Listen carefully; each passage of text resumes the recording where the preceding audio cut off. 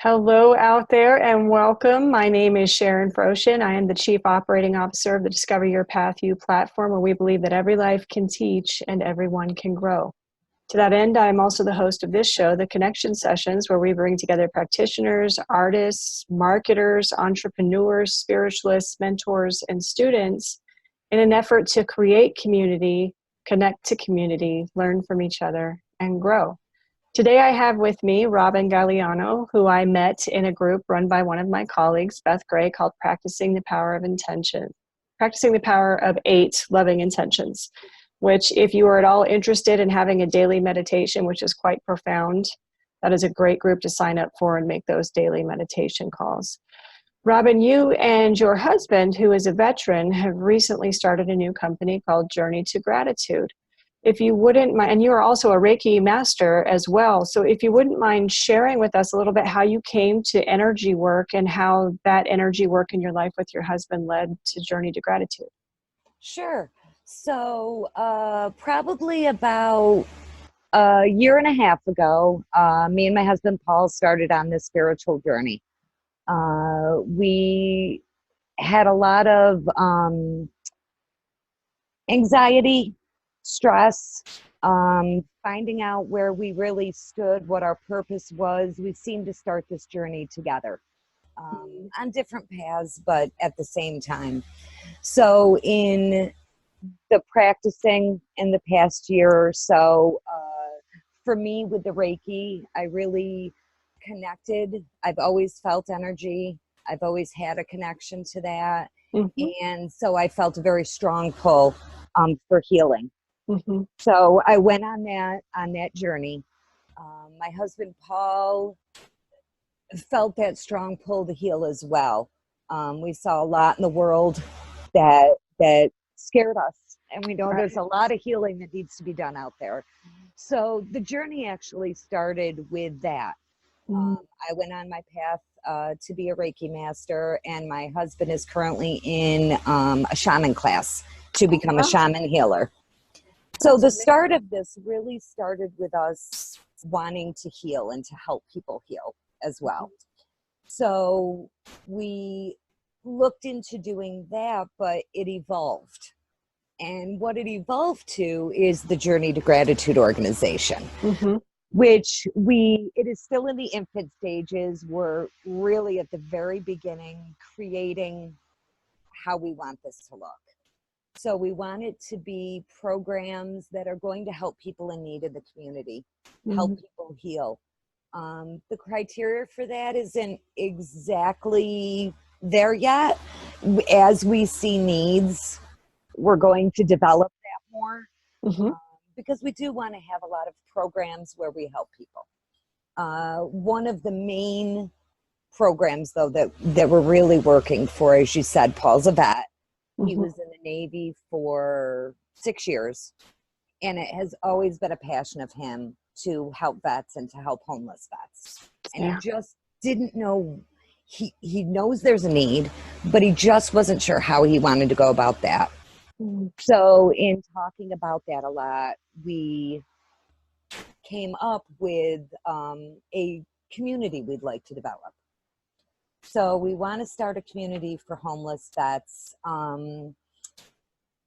Tiny houses, they're all the rage. So that was our thought at first, was tiny house community. It's going to be something similar to that.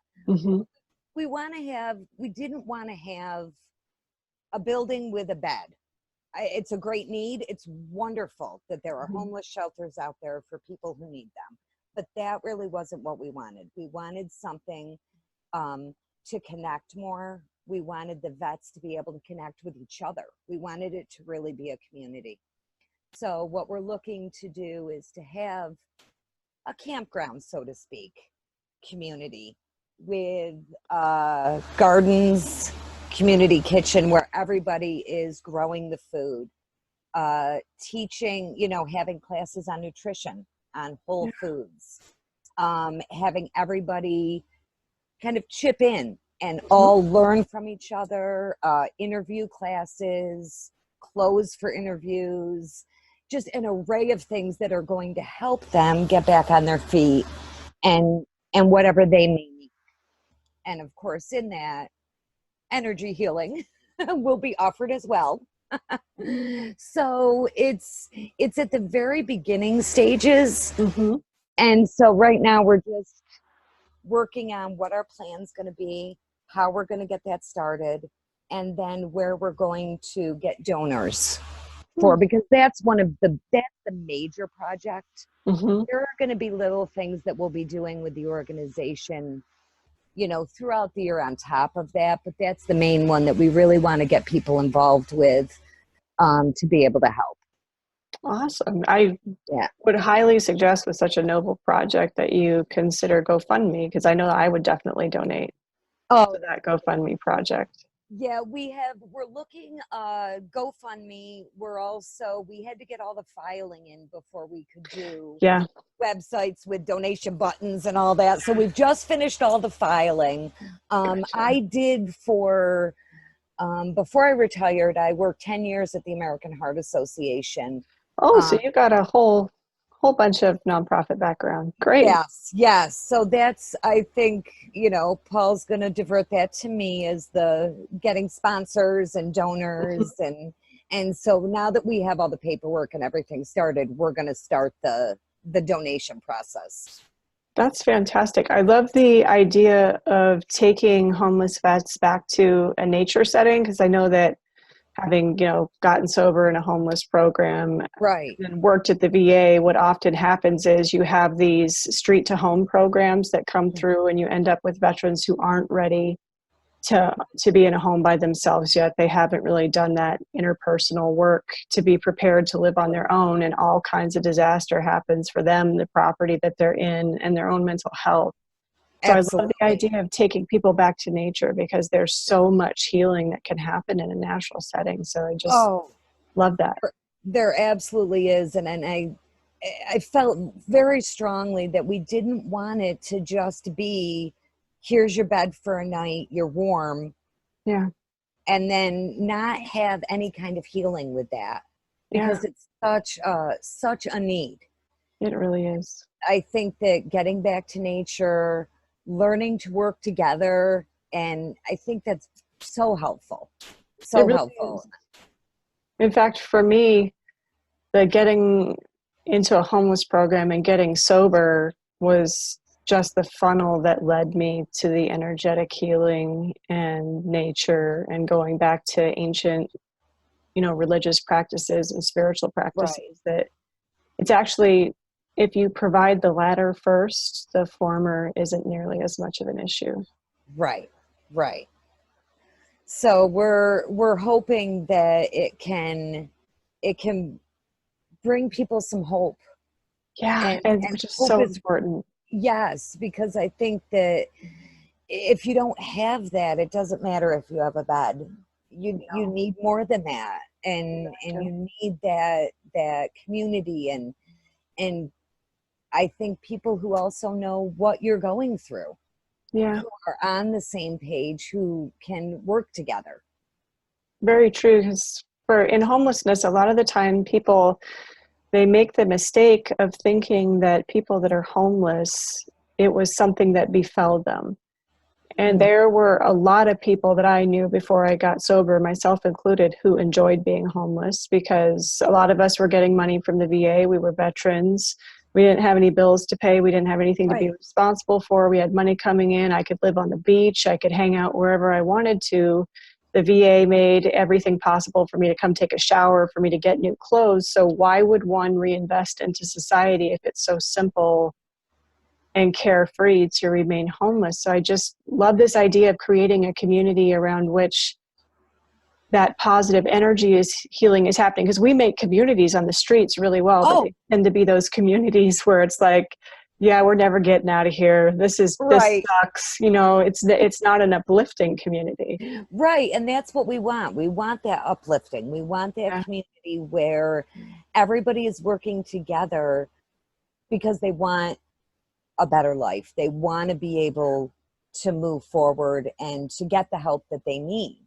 And I think if we have that community, it's not that I can live on the beach I don't have any responsibility. You are gonna, I'm sure, have people who come and are not going to want to help with the garden and do all that. Undoubtedly.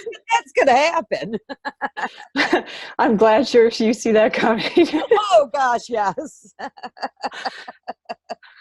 It's a great idea. Please keep going. I'm loving it. No, I was just for the ones that do want to move forward and just can't.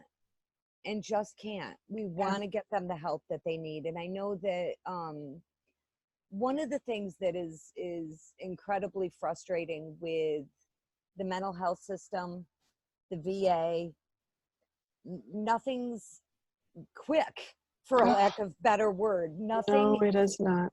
is fast, and so you're looking at months out to see counselors, you're looking at months out for appointments, and they all have, I think they have their best intentions, but the system's broken. Yeah, it is. And so when you have vets who are on the street and in need of those services, they're lost. They really are. And we'd like to find we'd like to have a place where they can be found, and where they can feel that they're getting the help they need, but they can also feel that they're a part of that community, that they're putting forth with that as well. That's really powerful. So it's a process that I wish it was further along. We're both very excited about it, but of course it takes time. It takes time. And so that's part of with the interview too. I'm like, we don't have everything up yet, but we're getting there. I mean, we've got the Facebook page, we've done the paperwork, and the donations are going to be the biggest part of it. Yeah. So we're going to be starting the GoFundMe. We'll have that link on the Facebook page. And then we're also going to have our website, should be up soon, and then we'll have donations there as well. I just love the holistic approach, because as you mentioned, with the mental health care system and the VA, the majority of veterans get driven towards medication rather than towards health. And even if you are in a position where right now that is something that you need to be able to be stable and to be a member of society, just teaching the nutrition and growing your own food to counteract the effect that those medications have on your body can make all the difference in the world for someone. Well, absolutely. And I think that there's also a lot of vets out there. I mean, obviously there are some, but I think there's a lot out there who don't know that holistic approach. They only know the medications. They only know you have an appointment once a week for talk therapy and here's your meds. And it doesn't work all the time. That doesn't. And if they don't have the knowledge that there's something else out there, that the food they eat so much affects how they feel, how they think, and learning all that, I think is information that they can take with them for the rest of their lives, which will benefit them and the people within their lives. That's so true. I know that when I first got sober and went on to psychiatric medications and was trying to find some semblance of balance in my life because of the foods that I was eating like Jack in the Box every day and coming home. The interaction of those processed foods and those medications can actually mimic the very symptoms that you're attempting to eliminate with the medication. So that results in you going back to your doctor over and over again and saying this isn't working, and the doctor keeps dumping a higher dose of what essentially I feel are poisons into your body. And then because you have the poisons in your body, you're eating more. And then because you're eating more, you have the same bad reactions. And it becomes this downward spiral into, I wish I had the picture of me that I could show you right before I went off of my psychiatric medications. I weigh about twice as much, or at least that's what it looks like, as I do right now. My skin is yellow. My eyes are puffy. My face is so dead, like there's nobody there. And all of that entire combination was so incredibly hard on my body. And that path of beginning to take better care of my body and changing my diet and getting off of the medications and finding alternate ways to deal with my PTSD, like yoga and meditation, really made, I mean, it was almost more of a transformation for me than the initially getting sober and Wow. having a house and a place to live. Yeah. Yeah. And I think the problem is that, like I said, so many vets only know the medication route. Yeah, we don't have any skills. No, there's no knowledge. And to the VA's credit, they are starting. They are, I think Yeah. they're trying, because I know that here in New York there's two VAs that are starting to offer Reiki. And Fantastic. I'm like, really? This is awesome. Yeah. And so I think they're trying. But like I said, the system is not, they don't have enough people to help. No, and there's so much bureaucracy that it just absolutely chokes the system with It does. paperwork and requirements. And one of the things that was always hardest for me about that, as a veteran who had been through that lifestyle and then started working for the VA, was the congressional liaison for the Los Angeles VA.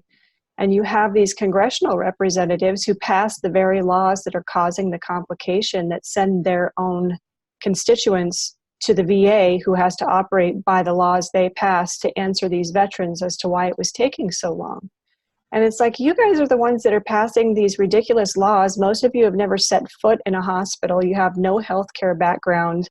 And yet you're setting these ridiculous benchmarks for people who are on the front line of care, where Right. now they have to sacrifice the quality of care in order to make your ridiculous benchmarks. And then when they don't, who gets blown up in the news? The VA, not the Right. very representatives who created the problem in the first place. Right. Exactly. And Exactly. that's infuriating to me. It is very difficult not being able to see the problems that they have and not being able to fix them, Yeah. and not having them have another option. And I think that's a lot of what really hit home for Paul, was he wanted them to have another option. He wants to help them, and he sees that the system's broken. Yeah. You know, and obviously, as a small organization, it's starting out small. We can only help so many, but we're hoping that it will grow, because we really want them to be able to have some other alternative than just going to the VA and hurry up and wait. Because that, even as I mean, I've seen VAs that are now beginning to prescribe marijuana in exchange, in place of psychiatric medications. I see VAs that are doing acupuncture and massage and Tai Chi and all especially the ones on the really crunchy West Coast. But even getting to that, like, that's not something that, it's not like a drop-in class where any veteran can come in. There's still all of these benchmarks and paperwork that you have to fill out. And it's like, if you're really just going to provide this to a veteran to get there, just offer it. Just tell them. Come. Yes. And that's so, and then the other part is that the voluntary services within the VA gets ridiculous. And a lot of it, again, comes from congressional representatives and senators who are passing ridiculous, benchmarks and just strenuous around what they can do. Yes. Right. And then you have people in the community who want with all of their hearts to come in and donate time doing Reiki, who want to come in and donate time doing massage, doing acupuncture, doing Tai Chi, doing all of these different courses, meditations, and they're getting turned aside by the VA because they don't meet this ridiculous set of qualifications that our politicians have set for who can actually provide care to the veterans, who, by the way, are homeless and getting high. How could Reiki make that any worse? Right, because Reiki is going to mess it all up. That's going to be the destruction of everything, that damn Reiki. Got to have certain certifications. and yeah, and that's part also, is looking for volunteers. And we know so many people within our, our circle, who want to be out there helping, who want to do something and are just looking. Yeah. Just looking for somewhere that they can help. Yeah. And that's why I'm hoping with also in addition to the community, we want to do other projects. We want to get out there in the community. We want to find the need, see what we can do to help, but we also want to teach people gratitude. Yeah. And living a grateful life. And Yeah. it really has, in the past year and a half, that is one thing that Paul and I really have really come into, is the gratitude for everything, the good and the bad, you know. And as you know, with Beth, she did the gratitude 28-day challenge. Yeah. And it really can change your whole perspective. It does. And so we really want to inspire people to have that gratitude. Yes. And to pass that gratitude on and show other people. And so hopefully, you know, with the programs that we come up with, we can do that. I wish I had more programs to say we have to do that. You know what? It's better to say that we're just starting up and we're trying to figure it out and draw a community that can help you shape what it is that you want to provide than coming up with 101 different programs and finding out that most of them don't apply to your community. Well, exactly. And that's what we want to do. We want to be really diligent and specific on what we want. Yeah. We really want to do the research, really figure out what's out there and make sure that it's not 100 things and then checking them off as they don't work. Yeah. Because that can be really demoralizing for you. You know, Absolutely. oh, that didn't work. And then pretty soon it's like, well, holy crap, can I do anything to help people? What is going to work? And the nice thing is we are in New York in the summer and in Carolina in the winter. So we do want to incorporate, yeah, it's pretty nice.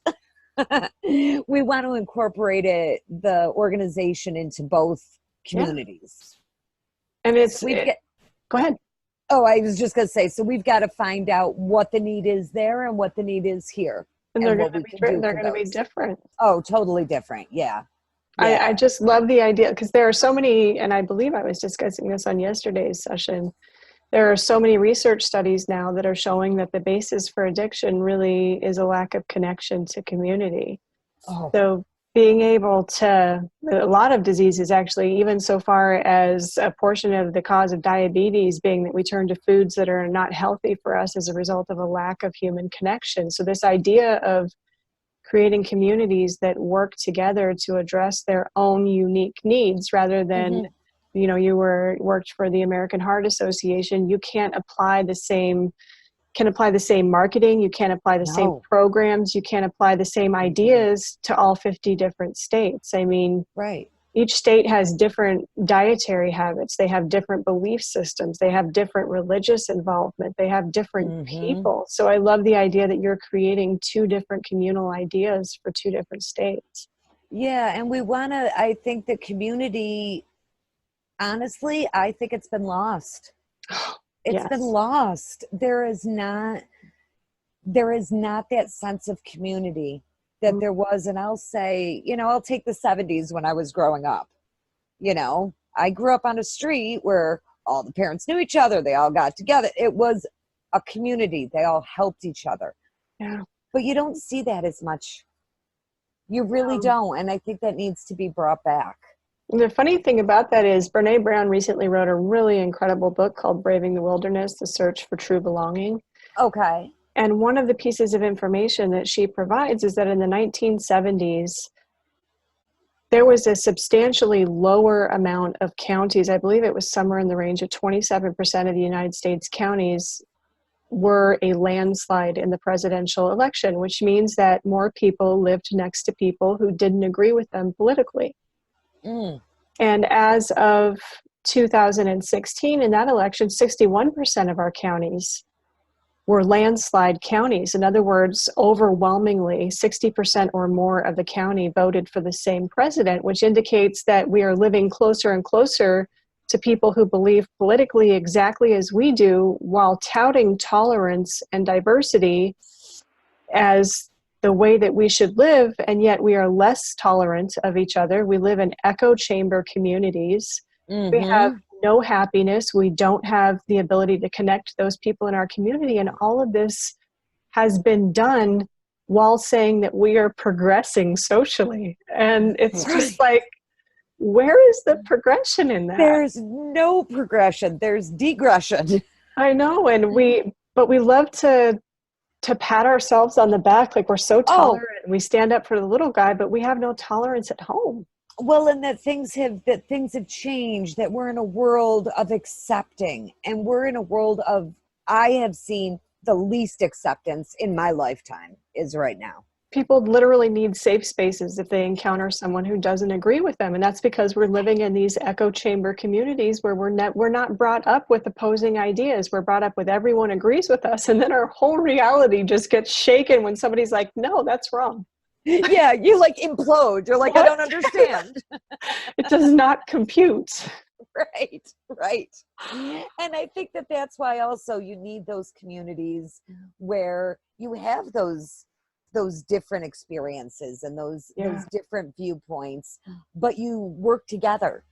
And respectfully. I think, yes, respectfully. And you can have a different opinion and not hate that person. Oh my gosh. You can just say you have a different opinion. It's a huge red flag when you have a member of your community who just gives constantly to their community, and that same community rejects them because of an idea that they have. Yes. That's a huge red flag about our society when you're not judged by the content of what you bring and contribute to your community. You're judged by the ideas that you hold in your head. Mm-hmm. Mm-hmm. That's profoundly scary. Oh, very scary. Very scary. And I think we need to start one by one changing that. Yes, absolutely. And talking. Absolutely. And this entire organization that you guys are putting together, especially coupled with that underlying understanding of community is the answer, is really, I believe, going to make a profound change in New York and the Carolinas. We're hoping so. I'm really, really proud of you guys. Thank you, Sharon. Thank you. Truly appreciate that. Well, we are at the end of our half hour, which always seems to go by so fast for me. I just want to take a moment to recognize some of our viewers. Beth was on with us. Andrea. Hey, Karen. I just want to let you know that if you do come by and see this video after we are no longer live, drop us a hashtag replay. Let us know that you were here. And if you like what you heard about Journey to Gratitude and you'd like more information, or you would like to connect with Paul and Robbin, their Facebook page is tagged here in this Facebook Live. Contact them. Find out how you can help them create this, what you can give, and how you can show up in your own individual communities and be present in a way that is more than just being a keyboard warrior online. Yes. So again, Robbin, thank you so much for joining me, my love. Thank you, Sharon. And give Paul my love as well. To our viewers, thank you so much. As always, you guys know I love you. We'll be here, same place, same time tomorrow. Bye-bye, guys. Bye-bye.